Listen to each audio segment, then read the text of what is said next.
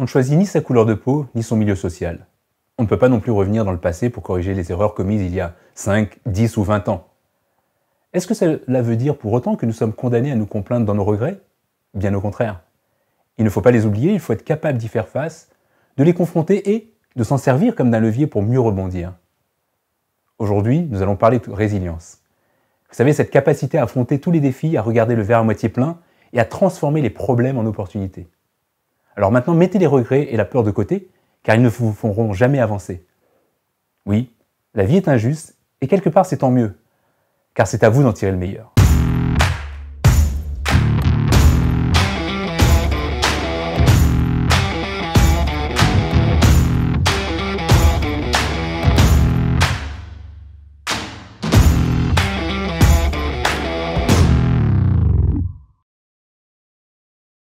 La meilleure façon de prédire l'avenir est de le créer. Aujourd'hui, on va parler de résilience. Pour faire simple, il s'agit de la capacité que vous et moi avons pour triompher des obstacles et des accidents de la vie qui peuvent parfois se dresser sur notre chemin.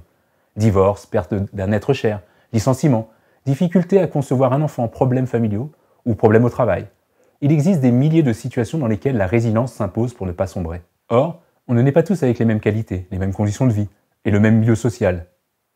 La résilience n'est pas innée, ce n'est pas quelque chose dont on est tous dotés à la naissance, c'est une qualité qui s'acquiert et qui s'obtient avec le temps et les efforts. Et plus on souffre, plus on peut être résilient. Vous trouvez mon discours un peu masochiste? Alors, rentrons dans le détail. La réussite, c'est une somme d'échecs et d'apprentissage. Je pourrais paraphraser Nelson Mandela qui disait « Je ne perds jamais.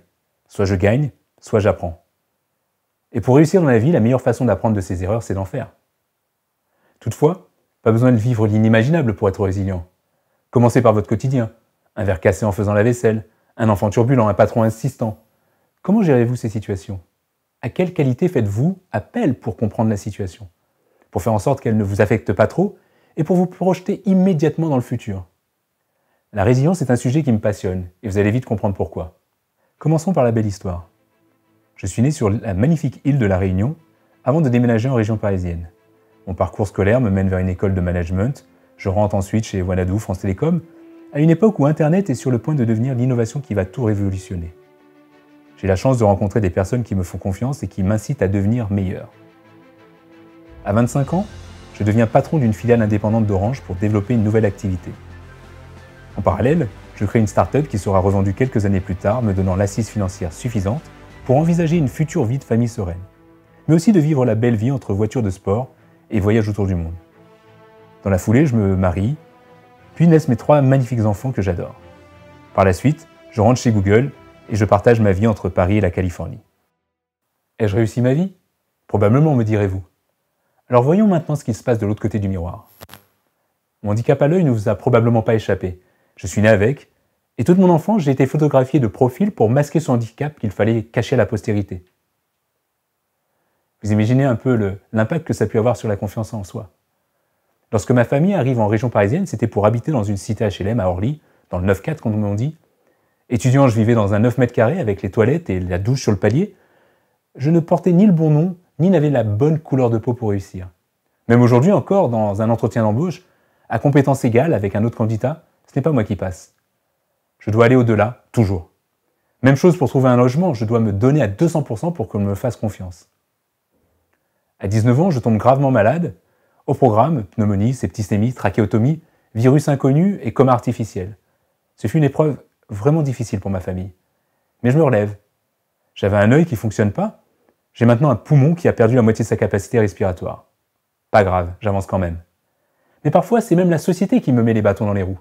Le racisme et l'injustice, je les ai vécus et je les vis régulièrement encore aujourd'hui. Y compris dans un environnement qu'on pourrait imaginer protégé comme celui des écoles de commerce ou du monde du business. Le jour de mon mariage à l'église, j'entends des phrases assassines comme « Je ne savais pas qu'ils avaient transformé l'église en mosquée. » Et je ne compte même plus les « Rentre dans ton pays » ou encore « Tu l'as volé où cette voiture ?» Sympathique, n'est-ce pas? Je vous parlais de ma passion pour les voitures de sport. Au volant de ma Porsche, je suis constamment contrôlé par les forces de l'ordre jusqu'au moment où la situation dérape. Un jour, je me fais sortir de ma propre voiture par un policier qui, pensant que je l'avais volée, me pointe son arme de service sur la tête. J'étais à 2 doigts de la bavure. Alors je ne jette la pierre à personne, c'est juste ma réalité que je vous raconte. S'ensuit un divorce, de nouveaux accidents de santé et des changements de vie radicaux qui m'amène aujourd'hui à être encore plus heureux qu'avant. Alors ai-je réussi ma vie? Rien n'est moins sûr. Mais ce n'est finalement pas la question qui compte. On n'est pas là pour parler de moi. Ce qui importe, c'est de savoir comment on profite des bons moments et comment on surmonte les moments difficiles. Car oui, il faut les surmonter. Vous n'avez pas le choix. Ce qui est important, c'est de savoir encaisser, d'apprendre de ces coups durs et de continuer à avancer. Et c'est selon la manière dont vous y parviendrez que la résilience pourra s'installer en vous et vous conduire vers la réussite, vers votre réussite. Rien n'est jamais joué d'avance. À chaque moment, on peut basculer de l'autre côté de la barrière. Alors oui, la vie est injuste, mais c'est ainsi. Il faut vivre avec et travailler dur et être résilient pour en sortir plus fort. En fait, plus vous développerez votre résilience, plus vous pourrez réussir à vous développer en dépit de l'adversité. C'est souvent bien plus facile de rejeter la faute sur les autres, sur son conjoint, ses parents, ses enfants, ses relations, le manque d'argent, un handicap, le manque d'études. Mais la réalité, c'est que c'est vous qui avez les clés de votre succès. Et personne d'autre ne peut vous aider à aller au bout de vos rêves. Comme à chaque épisode, je vais vous partager 3 ressources aujourd'hui. Un livre, un film et une musique. Le livre s'appelle « La magie de voir grand » de David Schwartz. Il vous enseigne la façon de porter votre attention sur les grandes réalisations en ignorant les détails sans importance. À travers sa lecture, on apprend que la manière dont vous pensez et vous raisonnez peut tout changer en allant même jusqu'à attirer la chance et changer votre situation in fine. En clair, aide-toi et le ciel t'aidera. Le film que je vous encourage à voir et à revoir date de 1997. C'est La vie est belle de Roberto Benigni qui a été récompensé à de multiples reprises. Une histoire de résilience incroyable qui se déroule pendant la Seconde Guerre mondiale, où un père, déporté avec sa famille dans un camp de concentration, veut tout faire pour éviter l'horreur à son fils. Il lui fait croire alors que les occupations dans le camp sont en réalité un jeu dont le but serait de gagner un char d'assaut. Incroyable.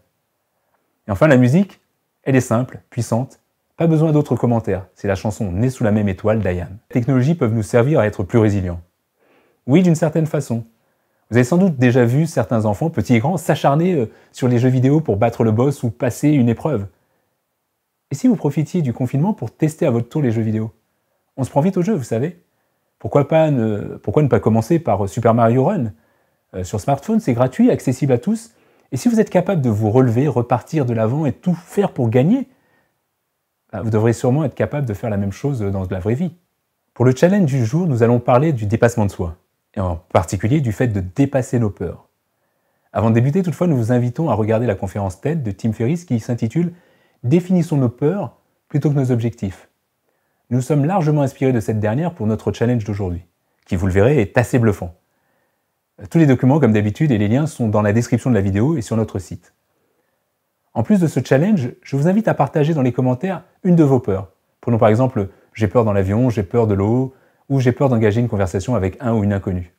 Je suis certain que la communauté vous donnera plein d'astuces pour les dépasser. Voici donc qui conclut notre 3e épisode. Merci pour votre attention et comme toujours, dépassez-vous. I came from the mud, there's dirt on my hands.